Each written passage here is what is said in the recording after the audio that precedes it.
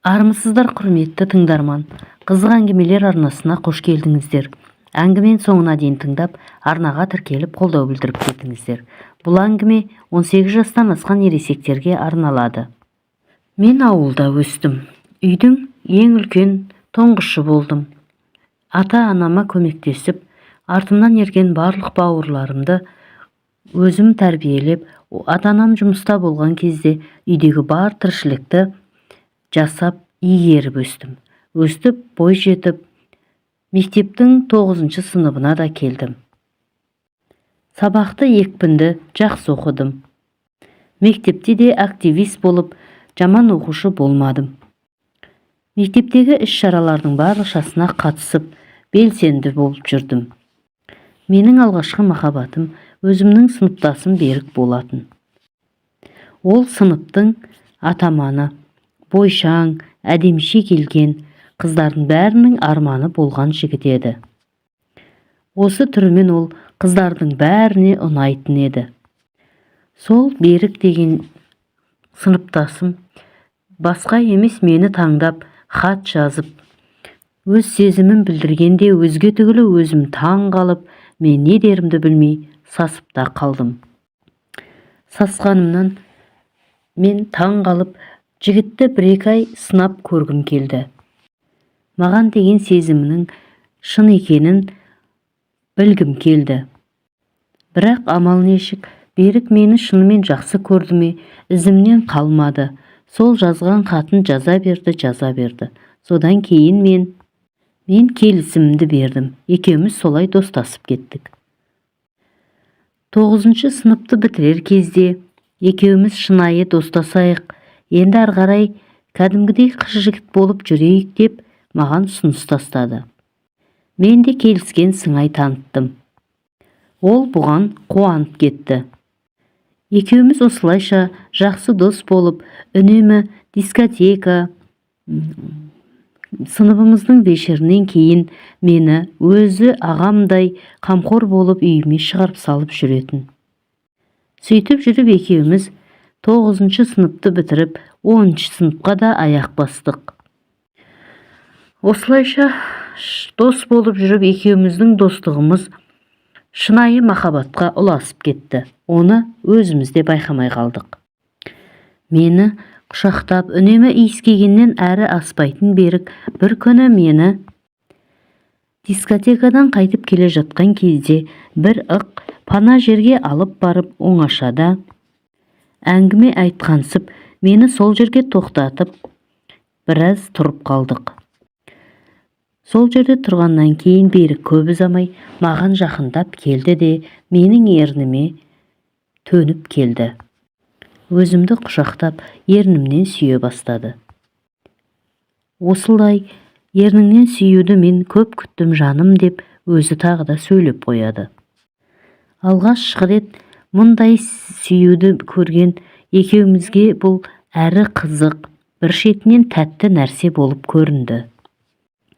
Осылайша екеуміздің деміміз жиілеп, екі құшағымыз бір құшаққа айналып кетті. Ол онымен де қоймай, жаймен деп мойныма ауысты, ол жақтан да сүйді. Менің дәл сол кезде үстімнен 1000 құмырсқа жыбырлап өткендей бір әдемі күй кештім. Жігітім қайтар емес, бір қолымен төсімді, бір қолы болса, төменгі жағыма барып сипалай бастады. Оның бұл қылығын қызық көрген мен, бұндай сұмдықты қайдан үйреніп жүрсің деп сұрап қойдым.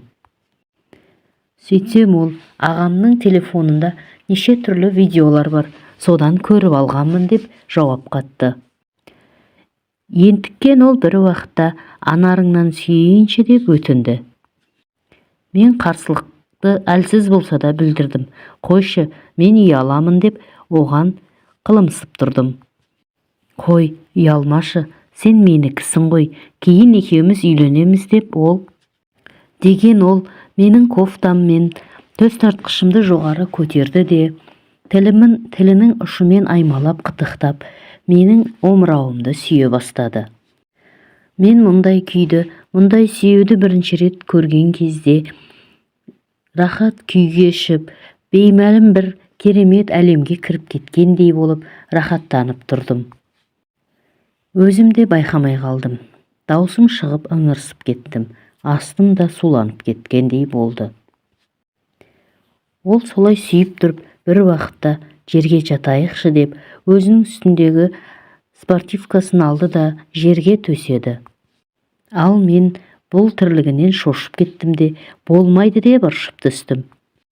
Ол да қайтар емес, еш нәрсе істемеймін, сыртынан үйкелеймін деп мені жатуға көндірді. Спортивкасы төселген жерге мені көндіріп жатқызды да, менің қос анарымнан кезекпен сүйе берді.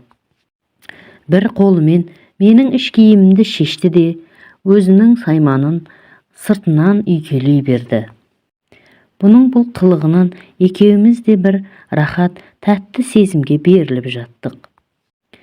Бір уақытта ол қатты шалт қимылдап, сайманынан бір нәрсе атқылап ақты да, менің күн түймесімнің үстіне ағып кетті. Бірақ ешқандай артық әрекет болған жоқ басқа. Ол қалтасынан қағаз алып шықты да, өзінің сайманын жақсылап сүртті. Менің болса орнымнан тұрғызып жатты. Осылай үйкелесіп алған екеуміз содан кейін үйге қайттық. Осы күннен кейін екеуміздің кездесуіміз жиілей бастады. Анам түнгі сменге жұмысқа кеткен кезде әкем де үйде жиі болмайтын еді.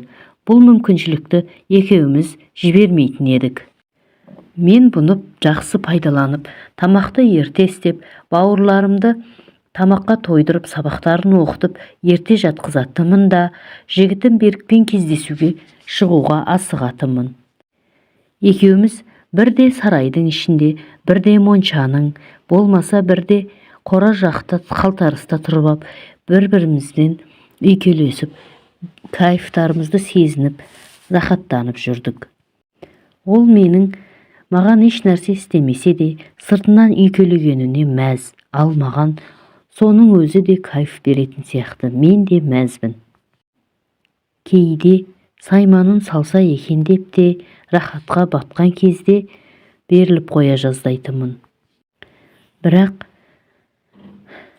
ятқа қалармын деп қорқып, бұлай шыққан кезде денем түршігетін.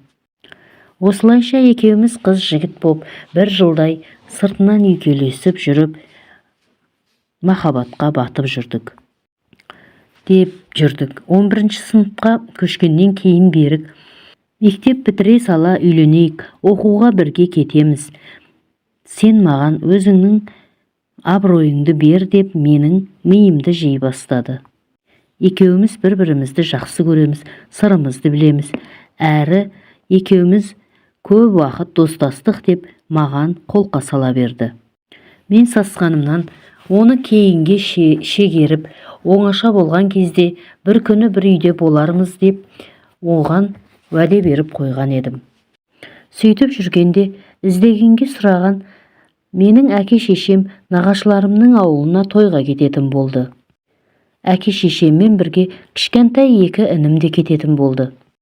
Мен бұған іштей қуанып жүрдім. Әке-шешем кете салысымен малдың бәрін ерте жайғап, тамақты да ерте ішіп, 3 қыз ұйықтауға кірістік. Мен сіңілдеріме ерте бүгін жатып ұйықтап алайық, демалайық деп 2 сіңілімді тастай ғып ұйықтатып қойдым. Оларды ұйықтайтайын деп жүрген кезде мен сарайдың ішіне кілем жайып, оның үстіне көрпе төсеп, төсек салып қойған едім. Содан кейін алдын ала Берікпен де сөйлесіп қойған едім. Солайша 2 сіңілімді жатқызып, ұйықтатам дегенше 12 болды. Сол кезде де Берік сап етіп, жетіп үйге келді. Берік келгеннен кейін ұйықтап қалған сіңілдерімнің сыртынан жауып, махаббатым екеуміз сарайдың ішіне келдік. Содан кейін Берікке айттым, бірінші видео көріп алайық, содан кейін барып болар деп оған қолқа салдым. Екеуміз әйелмен күйеуі құсап құшақтасып жатып, телефоннан неше түрлі видеолар көріп жаттық. Оларды көргеннен кейін менің астым жыбырлағандай болды. Астым суланып, Берікті қалайтынымды білдім. Бұл мүмкіндікті жібергісі келмеген Берік мені өзі жалаңаштап шешіндірді. Содан кейін өзі де шешініп тастады да менің үстіме қона кетті. Ернімнен басталған сүйіс мойынға, одан кейін бүкіл денеге ауысып, мені армансыз сүйе берді. Екі анарымды әдемілеп тұрып сүйіп, тісмен әлсіз тістелеп, мені одан сайын ол төсекке дайындай берді. Мен бұған шыдай алмай, әбден қосып, бір уақытқа Берікке өзім тезірек болшы дедім. Ал осыны күткен Берік те шыдай алмай, өзінің сайманын жайлап менің қынабыма кіргізе берді. Рахатқа батып жатқан менің астым шым ете қалды. Көзімнің оты жарқ етті. Ал Берік түк болмағандай ырғалып, одан сайын күшейе түсті. Осылай жатқаннан кейін, шамалы өткеннен кейін, менің астымның ауырғаны басылып, бір уақытта ол тәтті бір әдемі, жағымды әсерге айналғандай болды. Екеуміз махаббаттың бал дәмін татып, шыңырауына жете берген кезде, Берік өзінің сайманын суырып алып, менің күнтимесімнің үстіне ағыза салды. Екеуміз фонарик жағып, содан кейін төселген ақжайманы қарасақ, ол қан екен. Бұған мәз болған Берік менің маңдайымнан сүйді де, мәз болып, біздің махаббат майданымыз одан ары жалғаса берді. Мен осылайша жүріп, екеуміз жасырын кездестік. Мен көтеріп қалмаудың амалын жасадым. Екеуміз 11-ші сынып бітіргенше кездесіп, махаббат майданын құрып жүрдік.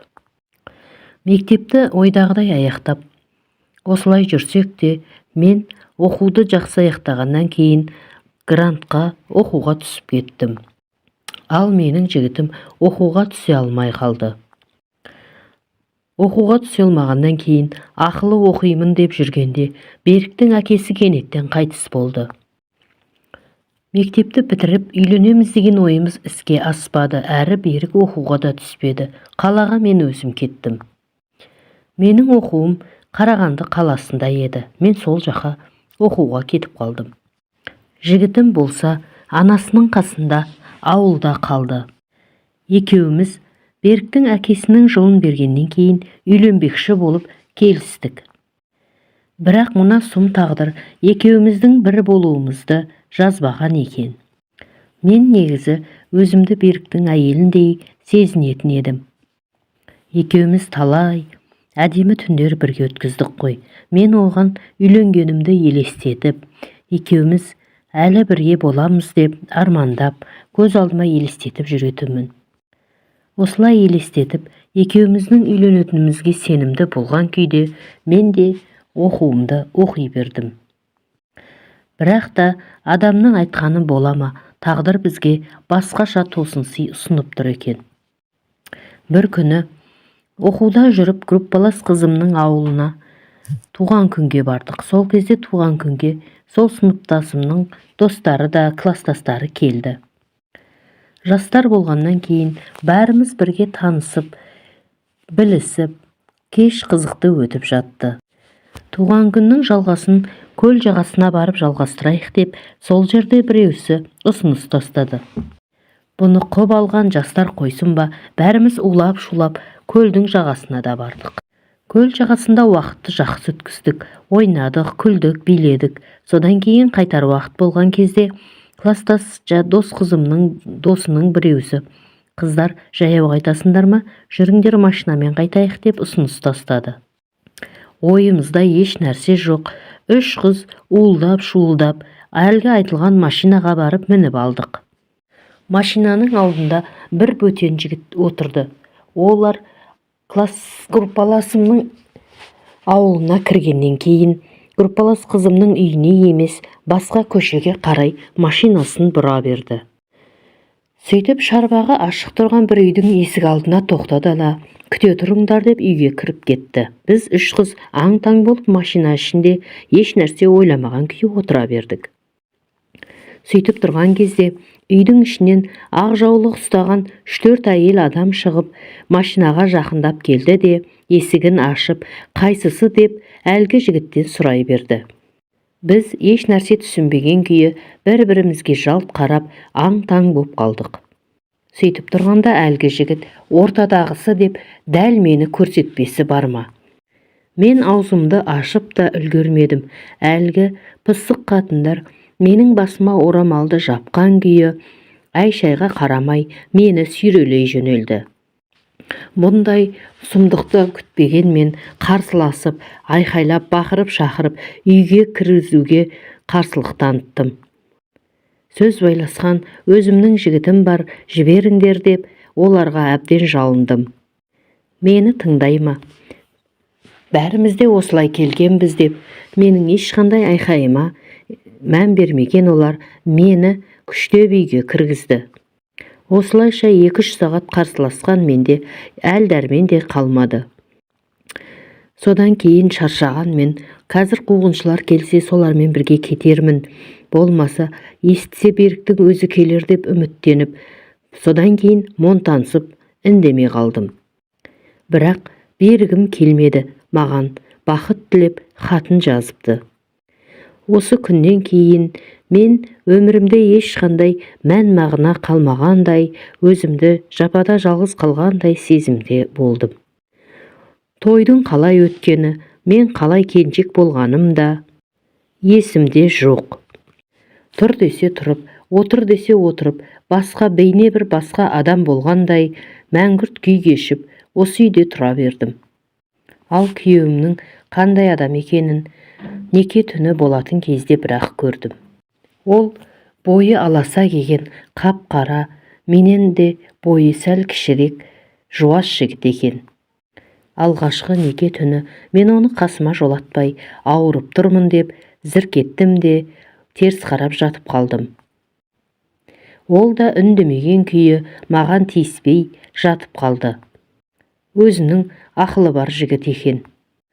Сөйтіп, өзі мен қашан дайын болғанша мені күтті.